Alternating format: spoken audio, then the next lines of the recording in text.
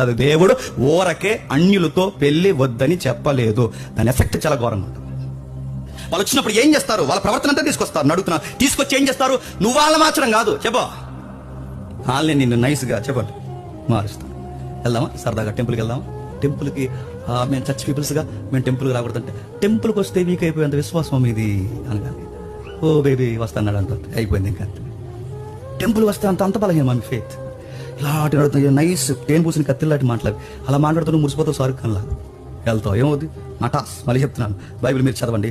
జ్ఞాని అయిన సొలొమోన్నే తిప్పేశారంట. ఎవరు? అన్య స్త్రీ. జ్ఞాని అయిన సొలొమోన్నే తిప్పేస్తే, ఆ పాయింట్ మీరు పట్టుకోండి. జ్ఞాని అయిన సొలొమోన్నే తిప్పేస్తే నువ్వు జ్ఞానివా? నేను జ్ఞానా? జ్ఞానినే తిప్పేస్తే మనం అజ్ఞానులు. మనం తిప్పాడు కాదు, గుంజీలు దించేస్తారు ఏమనుకుంటున్నావు, ముంచేస్తారేమనుకుంటున్నావు. అందుకే విశ్వాసి విశ్వాసికి పొంతన కుదరదు. గాడిదికి గుర్రానికి జంట కుదరదు. బయలుకి ప్రభువుకి సంబంధం లేదు. చీకటున్న దగ్గర వెలుగు కుదరదు గాక కుదరదు. దేనికే గుర్తుపెట్టుకో. లేదు నన్ను అర్థం చేసుకుంటానట, ముందు అలాగే అంటాడు. పార్కులు అలాగే అంటాడు. పార్కులో కూడా అమ్మాయి అలాగే అంటుంది, నీ చర్చికి నేను అడ్రాను. చెప్పండి, నీ టెంపుల్కి నేను అడ్రాను అంటారు. మన ఇద్దరం ఈ బాండింగ్స్తో మనం మ్యారేజ్ చేసుకుందాం. చేసుకోండి, ఎలా ఉంటారు తరచుతంగా.